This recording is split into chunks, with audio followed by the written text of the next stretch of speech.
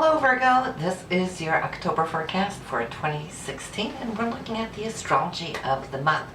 So, you're starting out with your main focus in your income sector this month, and that is because the sun is passing through here and you're going to be looking at your income streams, you're going to be crunching numbers, looking at how you can expand this, talking about expansion. We have Jupiter now that's moved into this area, which you're going to have for a full year. So starting off here, October is the first month of the next 12 months that you're going to be looking at what opportunities you have at hand starting off here, because next year when the sun comes back to this area, Jupiter's not going to be here. So it's time to rise and shine. This is a great month of opportunity for you. Mercury will be following in behind it, where the sun has kind of carved open your path. Mercury thinks, it communicates, it negotiates, so you might just come to see that you're going to be speaking a lot about money this month.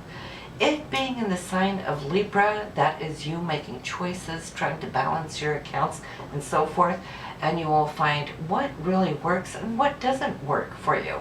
But there should be some great opportunities, and it's allowing you this month to communicate those things you desire, and that is because Venus here is in Scorpio, and that's your third house for communication. So you're going to feel the passion that you are filled with will come out in whoever it is you're communicating with. Now the new moon, which is not before the end of the month here on the 30th, but at least that too will be in this area of communication. So we can see there's a couple of things working for you to really bring up and forward and out those things that are quite, I'd like to say deeply felt, where you're passionate about, because it is Scorpio. That new moon is also Scorpio, right? And Venus here will stay with you until the 18th. So it allows you this time up to then to communicate your heart's desires. And then Venus, from the 18th onwards, will be cruising through your fourth house through the remaining of the month. Now that has to do with family. Family is going to be in focus. That could be parents, it could be your children, it could be siblings, whatever it is, but the focus on the family and your home. Also, that means the roots of your home. All right, your foundation. You might want to beautify. You might be looking at how you can shore up, secure things. Venus will be coming in where Saturn is currently, also residing in your fourth house. So I can see how you probably would want to, if you're moving, secure a contract. Some of you might be looking into this being a great month to refinance. Remember, Sun and Jupiter is in your second house, and this is now about your home, family values, Venus being there, also ruling money, and your property. So see what you can do there. Maybe it's a home improvement insurance, something. Maybe you're going to need to have a serviceman come in, and in that case, it's a good time to get those things done too. Now Mars this month is cruising through Capricorn. And think about Capricorn being those mountain goats, right? They climb and nothing stops them until they reach the tops. That's going to be you, using your physical energy, drive, passion, goal orientation to reach that mountaintop. And for you, Virgo, it is the fifth house that you're reaching for. And the fifth house is your self-expression, your creativity, the business that you own, your children. Also love and romance. So you're going to come to see that this is a month where you're also going to allow yourself a little bit more fun, because the fifth house loves to play. It's the house of Leo, right? So you might just find that you're putting romance on the center stage this month, and what a great time to do that, especially because Mars is going to be inching its way up towards Pluto. Pluto is transformation, it is passion, it is nuclear in. Mars is, of course, dynamite. Put the two of those together, you're setting the scene for what you're going to expect to experience there in November, but more about that next month when these two heavenly bodies meet. But yeah, Neptune is in your seventh house for long-term relationships, and for those of you now born in the first half of your sign, Virgo, you've already now gone through the development of how it has been to incorporate Neptune here in this area. For some of you, it has been divine. I mean, when Neptune is heavenly and beautifully aligned in your personal chart, your natal chart, to your own personal planets, nothing could be more beautiful and refined as Neptune. Of course, we're looking at your solar chart, but it is in this area. And for those of you who have a difficult aspect to this Neptune in your natal chart, you might have felt that things have dissolved and things got a little muddled, and maybe there hasn't been too much truth being shared. Things could have seemed to be disappearing on you, relationships that just fall apart. Think about Neptune being the ocean. It's here now. You hold some water in your hand, right? But then it will seep through. It dissolves. So, some of you have been going through the dissolving of Neptune in this area when it comes to your relationships.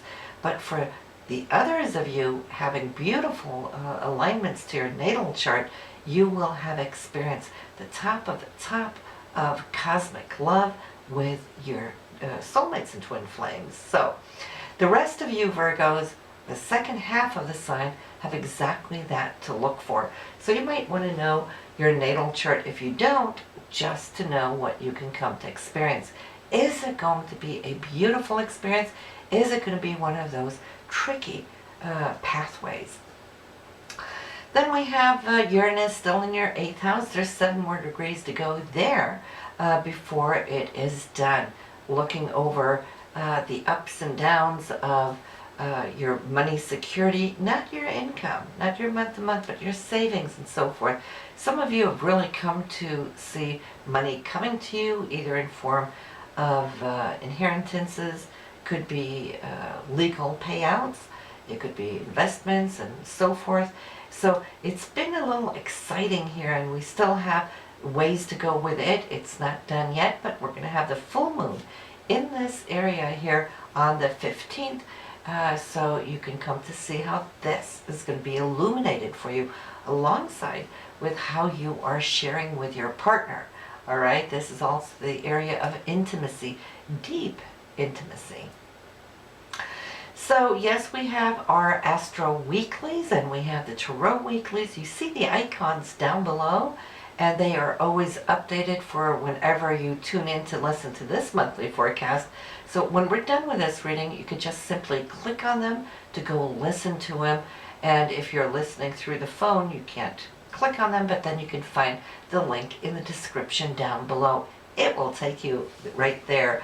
So the weeklies will always give us a day-to-day update when the moon is incorporated, which gives us more of what I'd like to call our emotional weather forecast, if you wish, because the moon always gives us the swings, the waves of our emotions, whether they're up or down, or they're being challenged or coming together with beautiful intensity. The weekly forecast will give you that, when we can follow a whole lot more what the moon is doing for you.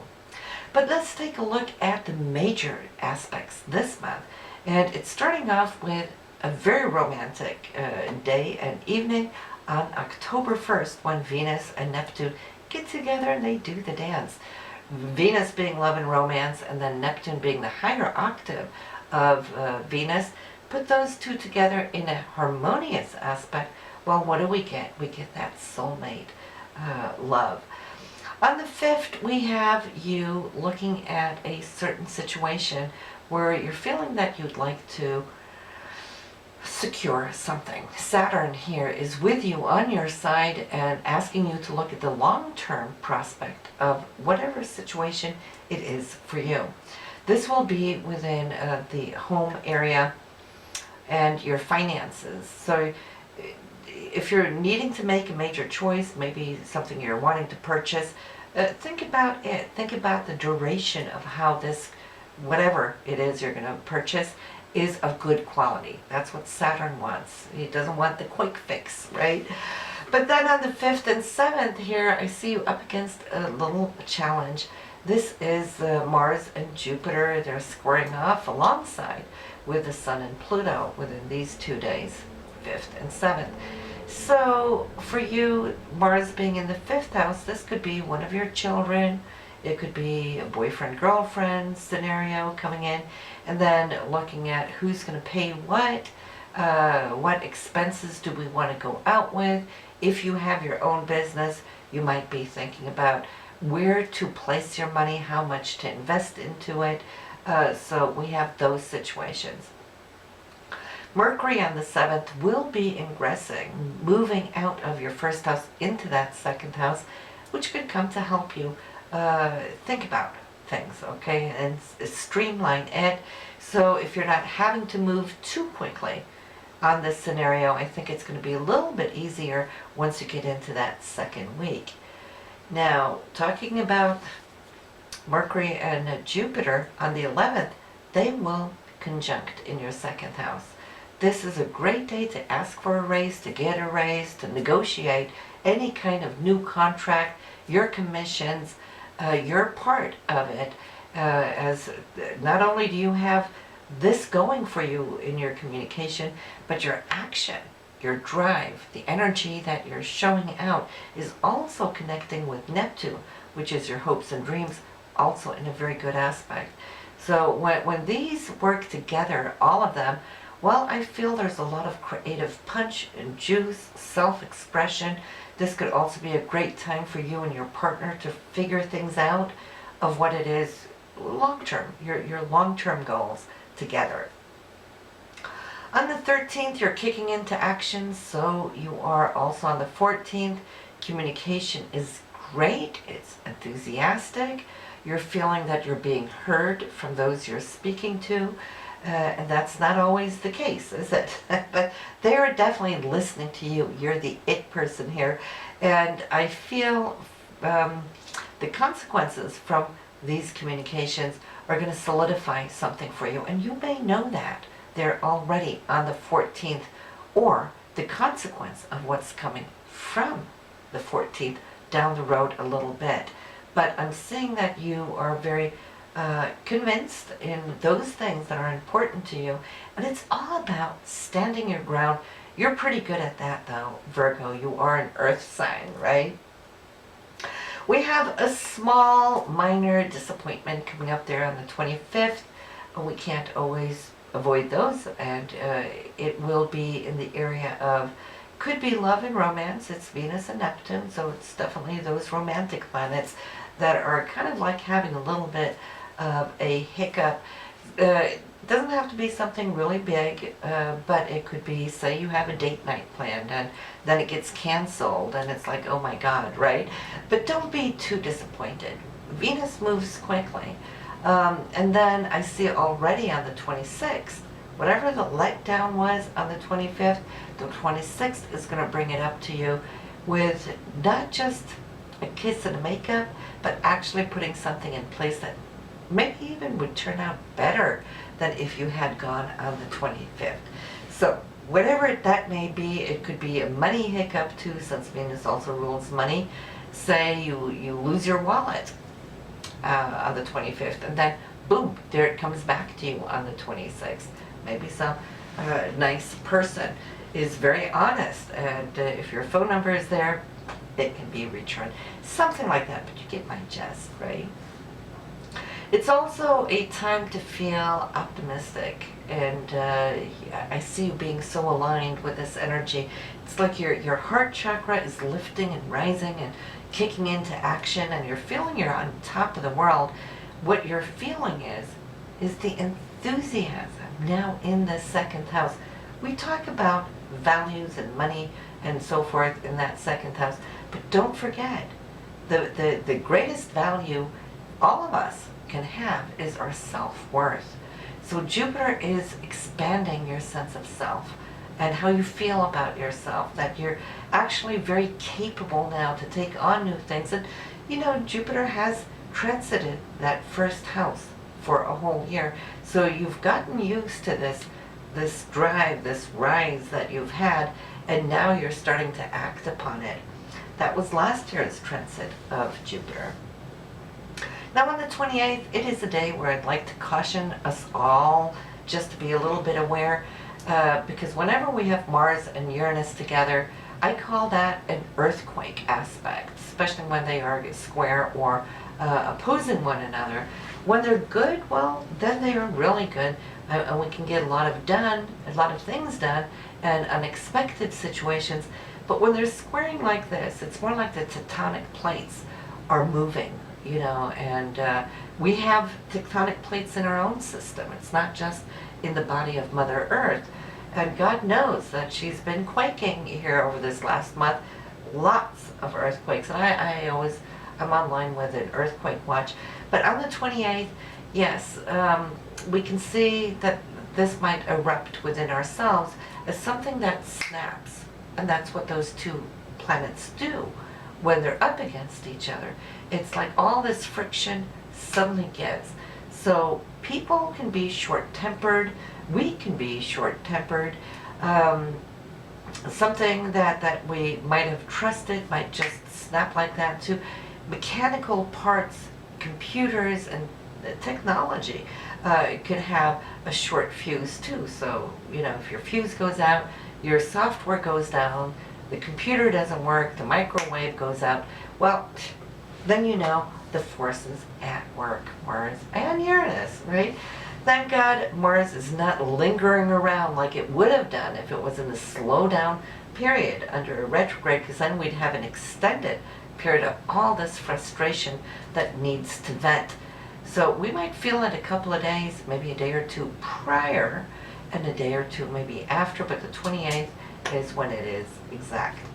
On the 29th, we have Venus and Saturn trying now to secure something financially, something within the home, maybe what you were looking at, wanting to purchase or change up at home. Earlier in the month, this would be a great day to actually go out and get it, or if you already did, this is a time to actually initiate whatever projects you have. It's also a very good time to spend time with your parents. Then we have, of course, the new moon on the 30th, a time to plant your intentions, and that should be all about intimacy. That's where you want to grow these seeds in the 8th house for you. And then we have Halloween. I'm going to let you go on the note that Halloween this year could be really exciting because that moon is really aligning in a great way with Pluto and Mars, and that allows it to get into that spooky kind of like right Plutonian energy with the gore that Mars can bring around for it too. So I think costumes are going to be really sweet. They're not going to be dreamy. They're going to be a little bit more on that kind of macho side actually. So listen, this is what we have for October. What you can do now is go straight click on your Astro Weekly. It's always updated.